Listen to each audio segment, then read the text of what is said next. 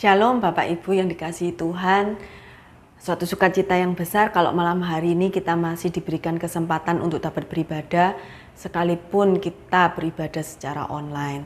Tapi saya percaya itu semua karena kemurahan dan kasih Tuhan di dalam kehidupan kita. Sebelum kita mendengar kebenaran firman Tuhan, mari kita bersatu hati dalam doa. Bapak, terima kasih untuk segala kebaikan dan kemurahan Tuhan yang gak pernah berakhir dalam hidup kami, Tuhan. Kalau sebentar kami mau mendengar kebenaran firman-Mu, biarlah Tuhan setiap firman yang kami dengar malam hari ini boleh menjadi kekuatan dan boleh menjadi jawaban bagi setiap doa kami, ya Tuhan. Engkau kuduskan, layakkan hamba-Mu yang kami menyampaikan kebenaran firman-Mu. Biarlah setiap kebenaran firman-Mu ini Tuhan boleh menjadi isi hati-Mu untuk anak-anak-Mu pada malam hari ini. Terima kasih Tuhan untuk segala kebaikan dan kemurahan Tuhan yang gak pernah berakhir. Hanya di dalam nama Yesus kami berdoa mengucap syukur. Haleluya. Amin. Beberapa minggu yang lalu ada seorang customer chat saya. Dia mau melakukan fogging untuk rumahnya yang kebetulan rumahnya itu habis dipakai untuk isolasi mandiri. Di akhir chat si ibu ini menanyakan apakah saya bisa menjamin bahwa produk fogging yang saya jual ini bisa membunuh virus, benar-benar bisa membunuh virus. Ketika saya membaca isi chat dari ibu ini, saya mulai merenungkan, Bapak Ibu, ada berapa banyak dari kita ketika kita membeli sesuatu atau kita menginginkan barang yang mahal, kita pasti akan menanyakan sebuah jaminan atau garansi. Dan kita ketika seseorang atau penjual itu memberikan sebuah jaminan, kita tidak akan ragu-ragu lagi untuk membeli produk atau barang sekalipun dalam jumlah yang besar atau dengan harga yang mahal, kita tidak akan ragu lagi. Karena si penjual sudah memberikan satu jaminan. Tapi apakah Bapak Ibu sadar atau menyadari bahwa sesungguhnya Yesus itu adalah jaminan hidup kita. Tema firman Tuhan malam hari ini adalah Yesus jaminan hidup kita. Kita tahu hidup kita ini benar-benar 100% itu dijamin sama Tuhan. Kita sudah tidak perlu ragu. Firman Tuhan bahkan banyak yang berkata bahwa di dalam firman Tuhan itu ada 360 kata jangan takut. Yang berarti tiap hari Tuhan katakan jangan takut. Karena hidup kita dijamin sama Tuhan. Ada berbagai janji Tuhan, berbagai macam janji Tuhan untuk kita. Yang menyatakan bahwa hidup kita ini benar-benar dijamin sama Tuhan. Dan benar-benar Yesus ini adalah jaminan hidup kita. Suatu contoh di Matius dikatakan, burung di udara Tuhan pelihara, bunga bakung Tuhan hiasi. Apalagi hidup kita. Masa kan Tuhan tidak mau memelihara hidup kita? Atau mungkin contoh lagi lain dikatakan, jangan takut masa depanmu itu, masa depan yang Tuhan berikan itu masa depan yang penuh pengharapan. Ada beribu-ribu janji Tuhan yang sebenarnya dari ribuan janji Tuhan itu tidak satu pun janji Tuhan itu tidak digenapi. Tapi kenapa banyak dari kita itu lebih percaya jaminan yang manusia berikan daripada jaminan yang Tuhan berikan, yang Yesus berikan. Ketika saya merenungkan firman Tuhan ini, saya diingatkan Tuhan satu kisah, yaitu kisah Petrus, kisah Yesus berjalan di atas air. Kita buka ya di Matius 14 ayat 22. Saya bacakan, sesudah itu Yesus segera memerintahkan murid-muridnya naik ke perahu dan mendahulunya ke seberang. Sementara itu ia menyuruh orang banyak pulang. Dan setelah orang banyak itu disuruhnya pulang, Yesus naik ke atas bukit untuk berdoa seorang diri. Ketika hari sudah malam, ia sendirian di situ. Perahu murid-muridnya sudah beberapa mil jauhnya dari pantai dan diombang-ambingkan gelombang karena angin sakal. Kira-kira jam 3 malam datanglah Yesus kepada mereka berjalan di atas air. Ketika murid-muridnya melihat dia berjalan di atas air, mereka terkejut dan berseru, "Itu hantu!" Lalu berteriak-teriak ketakutan.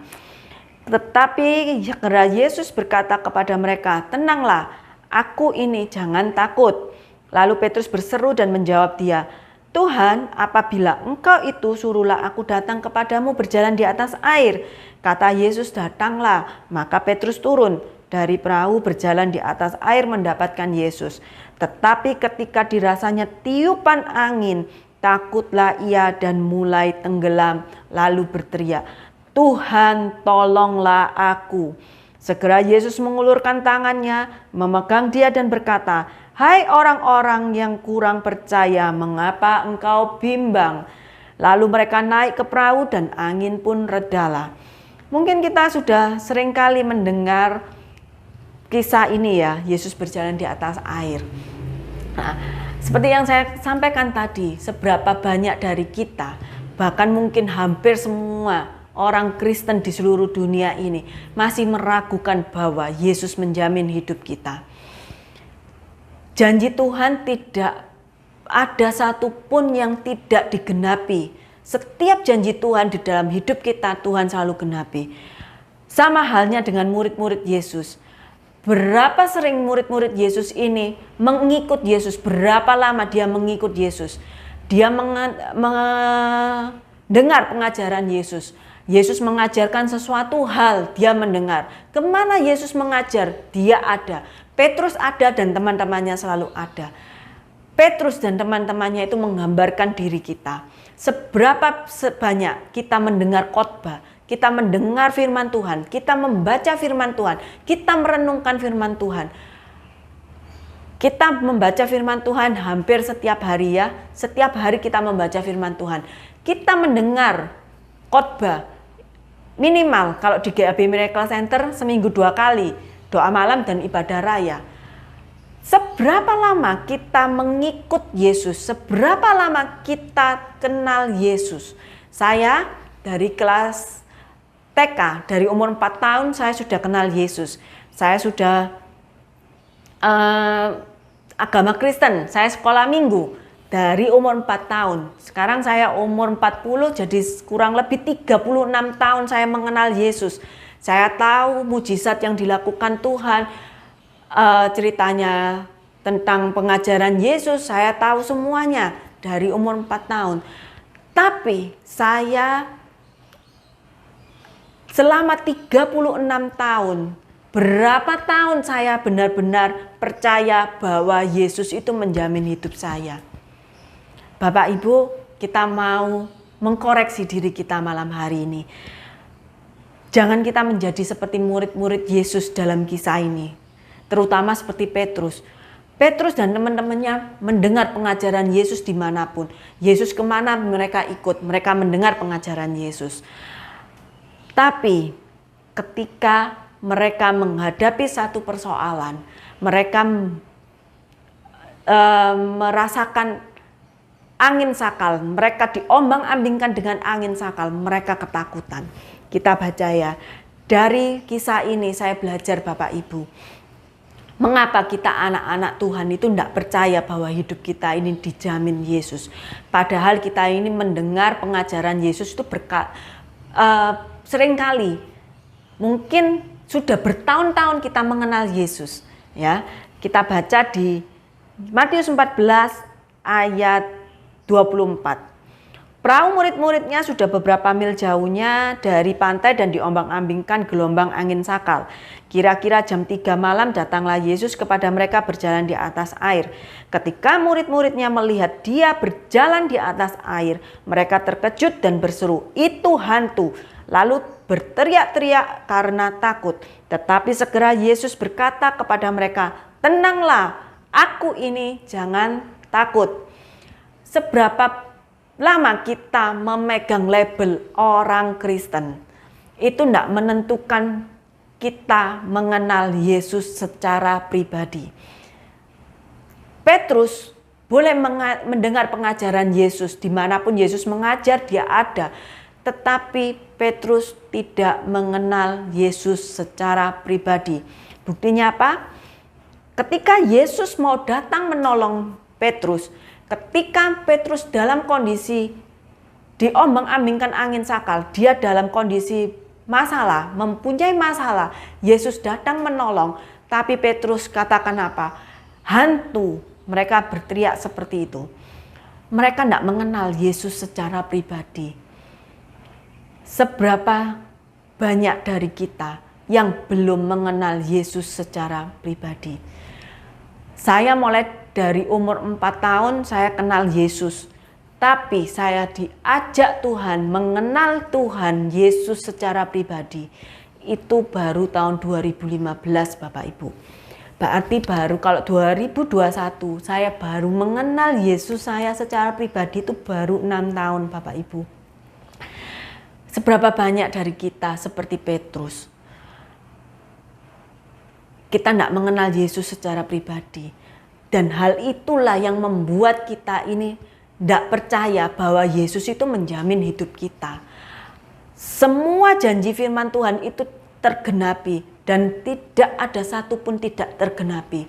Tetapi kita masih meragukan bahwa hidup kita ini dijamin sama Tuhan.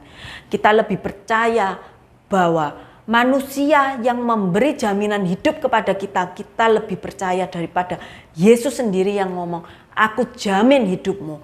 2000 tahun yang lalu Tuhan ngomong, semua sudah selesai. Di atas kayu salib Tuhan sudah membayarnya. Yang artinya hidup kita benar-benar sudah 100% dijamin sama Tuhan. Tapi kita masih meragukan. Karena apa? Karena kita tidak mengenal Yesus secara pribadi. Sama halnya dengan saya Bapak Ibu. Saya boleh mengenal Yesus dari kecil. Tapi pengenalan saya kepada Yesus secara pribadi bukan lagi dari kata orang. Itu baru 6 tahun Bapak Ibu. Tahun 2015 ketika saya, anak kedua saya itu mengalami speech delay atau lambat bicara. Kita dalam pergumulan, saya dan suami dalam pergumulan. Karena anak ini dari usia 2 tahun tiba-tiba dia tidak mau ngomong. Kita cari tahu, kita terapikan, dan semuanya nggak ada hasil. Yang ada yang kami lihat, ini malah menyiksa anak ini. Tiap kali guru terapinya datang, dia terlalu teriak-teriak, seperti emosi, seperti marah, seperti bosan, nggak mau untuk terapi lagi. Tapi ketika tahun itu juga tuh Bapak Ibu, tahun 2015, ketika habis ibadah, saya teringat ada seorang hamba Tuhan, saya minta didoakan.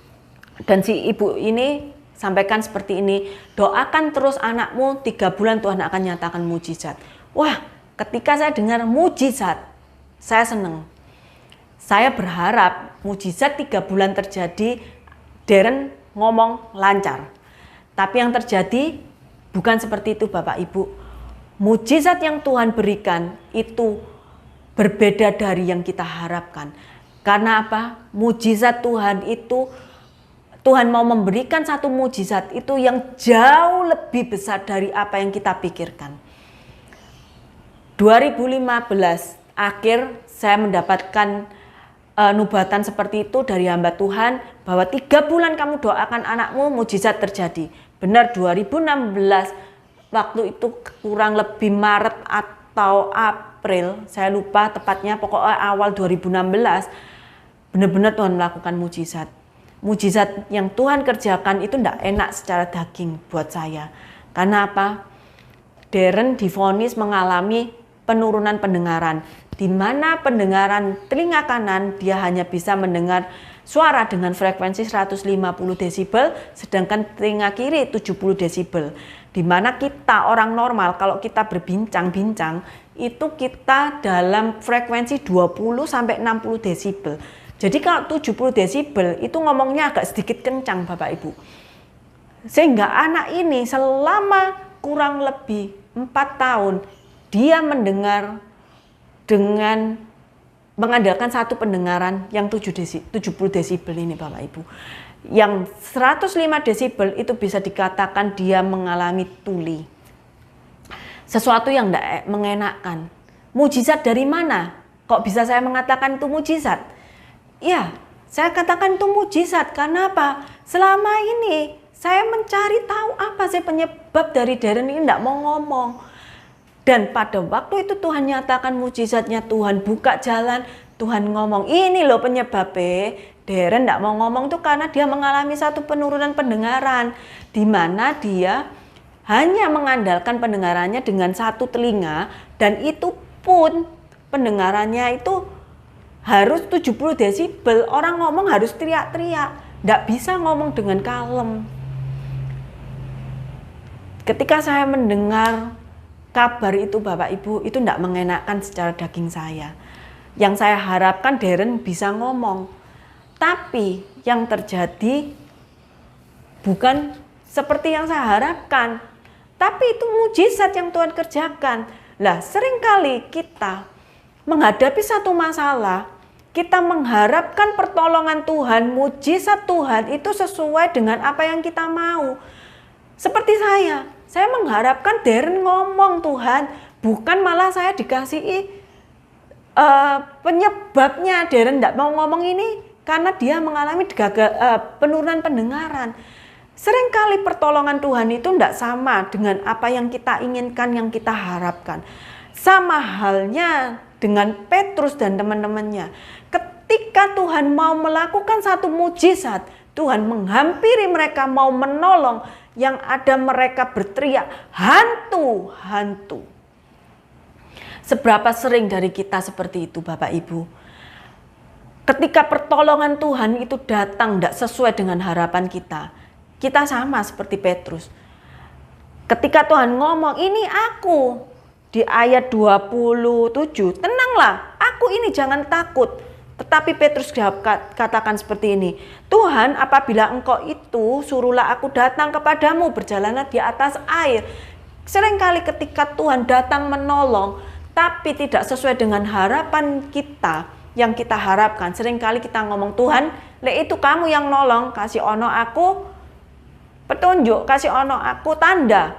Sama, Petrus juga seperti itu. Kalau itu engkau Tuhan, biarlah aku berjalan di atas air. Tuhan ngomong, ayo jalan. Petrus berjalan, mujizat terjadi. 1 langkah, 2 langkah, Petrus berjalan untuk menghampiri Yesus. Seringkali kita sama. Ketika kita menghadapi satu masalah, pertolongan tidak sesuai dengan harapan kita, seringkali kita minta tanda. Kalau itu dari engkau Tuhan, aku minta tanda. Kadang Tuhan tidak memberikan tanda, atau mungkin karena kita hanya mengenal Tuhan dari kata orang, sehingga Tuhan sudah memberikan sebuah tanda, tapi kita masih meragukan. Mari Bapak Ibu, percayalah bahwa hidup kita dijamin Tuhan. Mulai sekarang kenalilah Yesus, Tuhan yang kita sembah secara pribadi, bukan lagi dari kata orang. Kita mau belajar mengenal Yesus secara pribadi. Dan ini saat yang paling tepat ketika kita hidup di tengah pandemi ini. Kita bisa mengenal Yesus secara pribadi.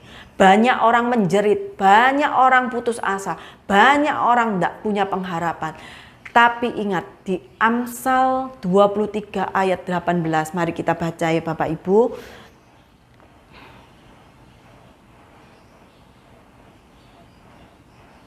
Amsal 18 ayat 23, firman Tuhan Amsal 23, Amsal 23 ayat 18, firman Tuhan berkata gini, karena masa depan sungguh ada dan harapanmu tidak akan hilang. Itu janji firman Tuhan. Tuhan janji, Tuhan jamin masa depan kita. Tapi kita percaya enggak dengan janji Tuhan ini? Kalau kita mengenal Yesus secara pribadi, maka kita akan percaya bahwa kita punya masa depan yang penuh dengan pengharapan, bukan masa depan yang tidak ada harapan. Kita boleh melihat kondisi saat ini, PPKM berlanjut terus. Dari 2 minggu, dilanjut lagi 2 minggu, dilanjut, dan sampai nanti tanggal 16 PPKM. Kita tidak tahu itu akan berlanjut lagi atau dihentikan. Tapi ketika kita percaya bahwa hidup kita dijamin sama Tuhan, PPKM boleh berlanjut, tapi kita boleh melihat masa depan yang Tuhan berikan. Itu penuh dengan pengharapan. Jangan ragukan lagi janji Tuhan. Jangan ragukan lagi jaminan yang daripada Tuhan. Karena Yesus sendiri yang menjamin hidup kita. Hal kedua, kita kembali lagi ke Matius 14.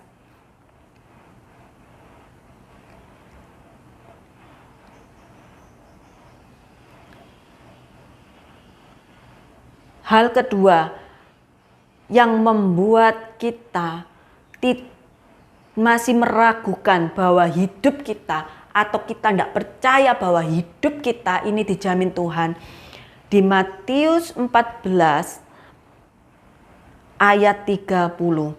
Tetapi ketika dirasanya tiupan angin, takutlah ia dan mulai tenggelam. Lalu berteriak, "Tuhan, tolonglah aku." Segera Yesus mengulurkan tangannya, memegang dia dan berkata, "Hai orang yang kurang percaya, mengapa engkau bimbang?" Seberapa banyak dari kita itu sama seperti Petrus. Ketika kita mulai melihat satu mujizat pertolongan Tuhan, kita mulai melangkah, kita melangkah dengan iman bahwa Tuhan itu menolong. Dan ketika kita mulai percaya, tiba-tiba ada badai lagi, kita merasakan badai, persoalan yang baru lagi datang. Kita mulai meragukan lagi. Kita menjadi tidak percaya sama Yesus lagi bahwa hidup kita ini dijamin sama Yesus. Hal yang kedua, seringkali kita tidak fokus sama Tuhan, tapi kita lebih fokus kepada masalah kita. Bapak Ibu, saya mau mengajak Bapak Ibu malam hari ini untuk merenungkan kebenaran firman Tuhan ini. Seberapa banyak dari kita ketika kita hidup dalam pandemi, kondisi tidak baik Bapak Ibu. Mungkin kita kehilangan pekerjaan, kita keadaan ekonomi yang tidak baik, masalah keluarga, anak-anak kita berontak, apapun yang terjadi dalam hidup kita, banyak hal kita menghadapi satu masalah, kesehatan yang buruk, apapun, percayalah Bapak Ibu bahwa hidup kita 100% sudah dijamin sama Yesus. Yesus jaminan hidup kita. Dan kita mulai belajar, jangan lagi fokus kepada masalah kita, tetapi kita mau mengarahkan pandangan kita ini tidak ke masalah, tetapi kepada Yesus. Satu hari, saya perjalanan pulang dari daerah timur ke barat, rumah saya kebetulan di Surabaya Barat, kita tahu ya, kalau matahari itu terbit dari timur, tenggelamnya di barat. Nah, kira-kira jam 4 sore, itu waktu-waktunya matahari mau terbenam. Saya perjalanan pulang naik mobil, ketika saya berhenti di lampu merah, saya melihat itu matahari yang begitu besar, itu menyilaukan mata saya. Benar-benar sangat silau. Tapi di situ Tuhan memberikan satu pengajaran. Saya coba menutup matahari itu dengan tangan saya seperti ini, dan itu matahari terhalang dengan tangan saya. Di situ Tuhan memberikan satu pengajaran buat saya. Sama halnya, kalau kamu memandang matahari itu, matahari itu adalah masalah kita. Kita akan tersilaukan dan kita akan tidak bisa melihat. Tapi ketika kita bawa Yesus masuk dalam hidup kita, sekecil apapun itu, iman kita percaya bahwa Yesus itu menolong kita, menjamin hidup kita, maka kita akan bisa menutup masalah matahari segitu besar. Kita bisa tidak silau lagi Bapak Ibu. Di situ saya belajar Bapak Ibu. Ketika kita fokus kita pada Tuhan, bukan lagi pada masalah, maka kita akan melihat satu pertolongan Tuhan, mujizat Tuhan yang besar yang tidak pernah kita pikirkan. Sama halnya dengan saya Bapak Ibu. Ketika 2016 saya mendapatkan kabar bahwa Darren mengalami penurunan pendengaran, masalah datang lagi. Ketika saya cukup bersyukur bahwa Tuhan sudah memberikan jalan keluar, ternyata penyebabnya ini, Darren tidak mau ngomong, itu pendengarannya menurun. Tapi masalah baru timbul Bapak Ibu. Ketika sang dokter ngomong, "Bu, ini harus diimplan. Kalau kamu mau anak ini bisa mendengar." Untuk biaya implan itu tidak murah Bapak Ibu, mahal. Ratusan juta. Terus lagi dia ngomong, "Cepetan ya Bu, ini masa emasnya sudah mau berakhir." Waktu itu 2016, Darren 2010. Lahir berarti umur 6 tahun. Sudah hampir melewati masa emasnya.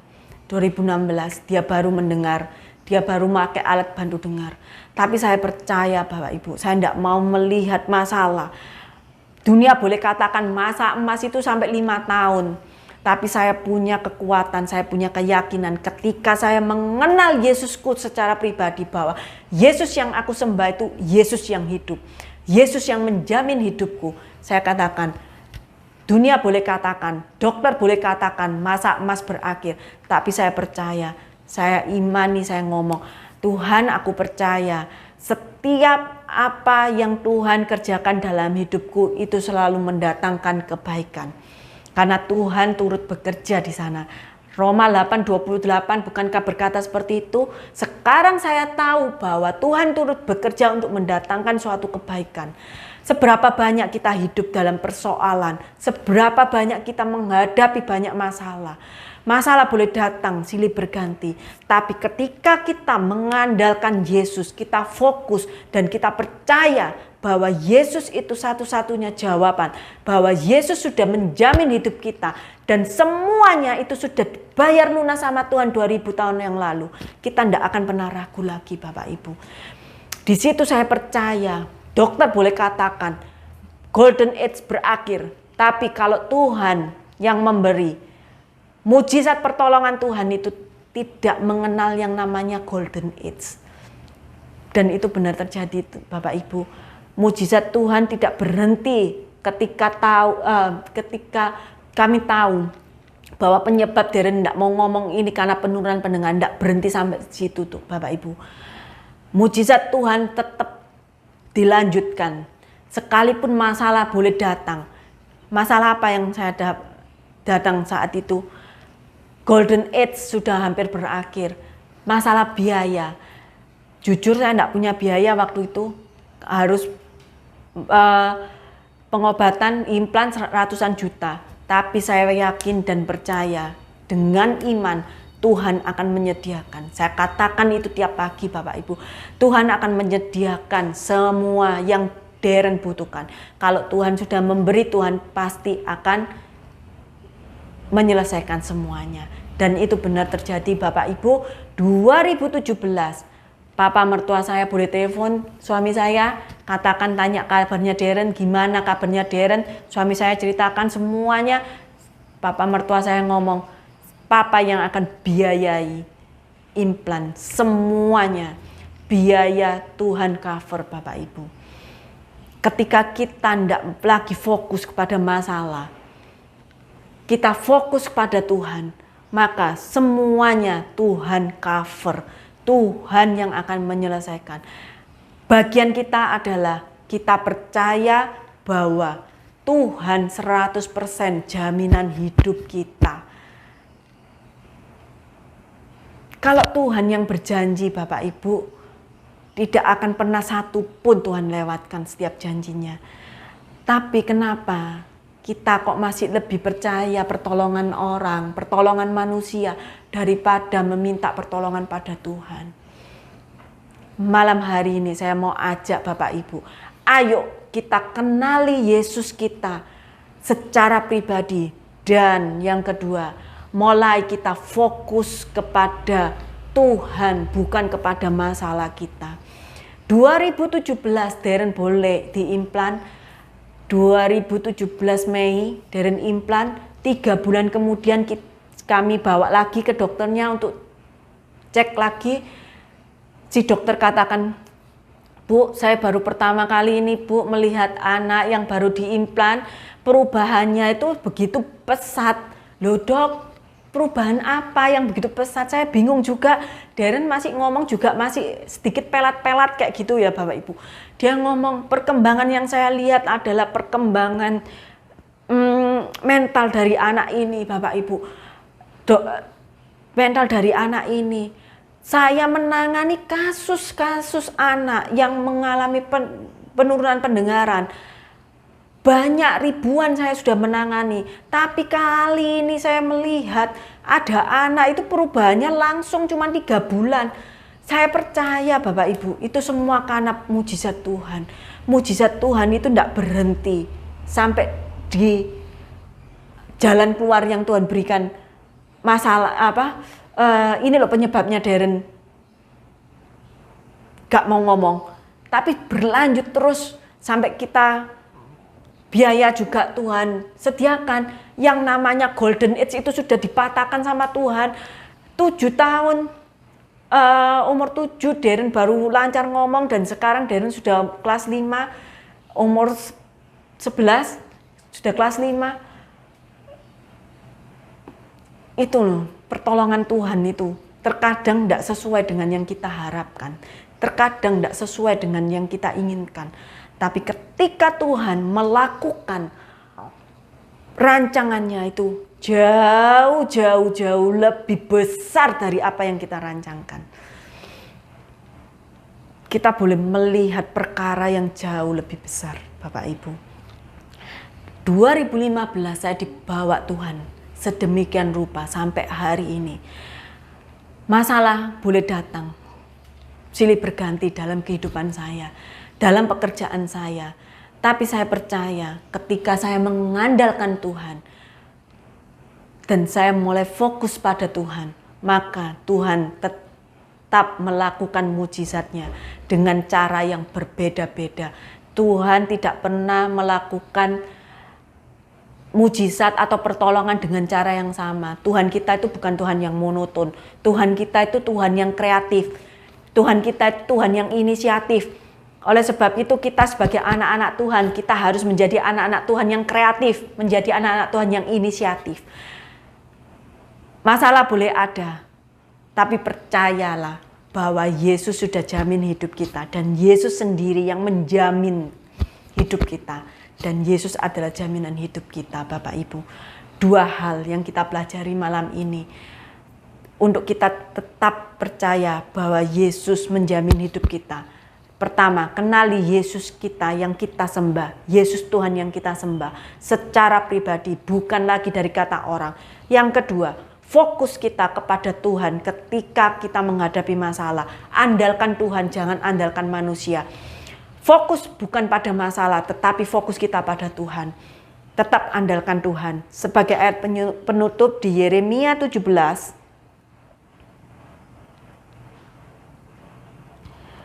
Yeremia 17 ayat 7. Ini adalah ayat rema buat saya, Bapak Ibu. Ketika saya menghadapi masalah, saya tidak tahu saya mau minta pertolongan dari siapa. Saya boleh mengandalkan Tuhan, dan ini menguatkan saya. Yeremia 17 ayat 7. Diberkatilah orang yang mengandalkan Tuhan, yang menaruh harapannya pada Tuhan. Firman Tuhan sendiri ngomong, diberkati orang yang mengandalkan Tuhan. Di ayat 5, 17 ayat 5. Terkutuklah orang yang mengandalkan manusia, yang mengandalkan kekuatannya sendiri, dan yang hatinya menjauh daripada Tuhan. Berkat dan kutuk itu kita yang menentukan. Mujizat pertolongan Tuhan atau kita putus asa, itu kita sendiri yang menentukan, Bapak Ibu. Kita mau mengandalkan Tuhan atau mengandalkan manusia, kita mau fokus pada masalah kita atau kita mau fokus pada Tuhan. Itu pilihan. Ketika kita fokus sama Tuhan, maka yang terjadi adalah janji Tuhan tergenapi dalam hidup kita. Sama halnya dengan Petrus. Ketika Petrus berjalan, baru melangkah 1-2 langkah berjalan di atas air. Dan ketika dia merasakan angin sakal itu kembali lagi menghempas dirinya, dia fokus kepada angin sakal itu, bukan lagi fokus kepada Tuhan, yang membuat hatinya bimbang. Seberapa banyak dari kita seperti itu. Ketika kita hidup saat ini, kita tidak tahu masa depan itu seperti apa. Mungkin kita sudah memplanningkan segala sesuatu, tapi Tuhan berkehendak yang lain. Kita mulai putus asa, atau kita tetap mencari tahu apa yang Tuhan inginkan. Banyak hal tuh yang Tuhan mau kerjakan dalam hidup kita di tengah pandemi ini, Bapak Ibu. Pilihan ada di tangan kita. Kita masih percaya manusia menjamin hidup kita, atau Yesus sendiri yang menjamin hidup kita. Pilihan ada di tangan kita. Tetap kuat di dalam Tuhan, karena hanya di dalam Tuhan kita bisa menanggung segala perkara. Percayai bahwa hidup kita dijamin Yesus 100%. Belajar kenali Yesus secara pribadi, bukan lagi dari kata orang. Dan bukan fokus pada apa yang kita alami, yang dunia berikan, tetapi kita fokus kepada Tuhan. Dan inilah saatnya yang tepat untuk kita melakukan dua hal ini, Bapak Ibu. Inilah saat yang tepat. Dan percayalah bahwa hidup kita akan diubahkan Tuhan ketika kita percaya dan yakin 100% bahwa Yesus jaminan hidup kita. Kita akhiri dalam doa. Bapa, terima kasih untuk kebenaran firman-Mu Tuhan. Hari ini kami tahu Bapa, kalau kami mengenal Engkau selama ini Tuhan hanya dari kata orang, dari kesaksian orang-orang, tapi kami tidak pernah mengalami itu secara pribadi Tuhan. Tapi malam hari ini kami mau belajar Tuhan. Kami mau belajar untuk tidak melewatkan kesempatan untuk mengenal Engkau secara pribadi Tuhan. Dan kami mau belajar Tuhan tidak lagi fokus kepada dunia, fokus kepada masalah kami, tapi kami mau beralih fokus kepada Engkau Tuhan. Karena kami percaya Tuhan, pertolongan mujizat Tuhan itu terjadi dalam hidup kami. Dan semuanya itu pilihan ada di dalam tangan kami Tuhan. Kami mau diberkati atau kami mau mendapatkan kutuk. Kami mendapatkan jalan keluar atau kami putus asa dengan tanpa pengharapan Tuhan. Semua ada dalam pilihan kami Tuhan. Tapi malam hari ini Tuhan, biarlah firman-Mu ini Tuhan boleh menjadi kekuatan dan menjadi jawaban buat kami. Untuk kami boleh menentukan Tuhan, pilihan mana yang terbaik buat kami, yang tepat Tuhan. Kami mau Tuhan, supaya kami tetap boleh belajar Tuhan, untuk mengenal Engkau secara pribadi dan mengandalkan Engkau dalam segala hal Tuhan. Terima kasih Tuhan untuk segala kebaikan kebenaran firman Tuhan yang gak pernah berakhir dalam hidup kami. Hanya di dalam nama Yesus kami berdoa mengucap syukur. Haleluya. Amin. Tuhan Yesus memberkati.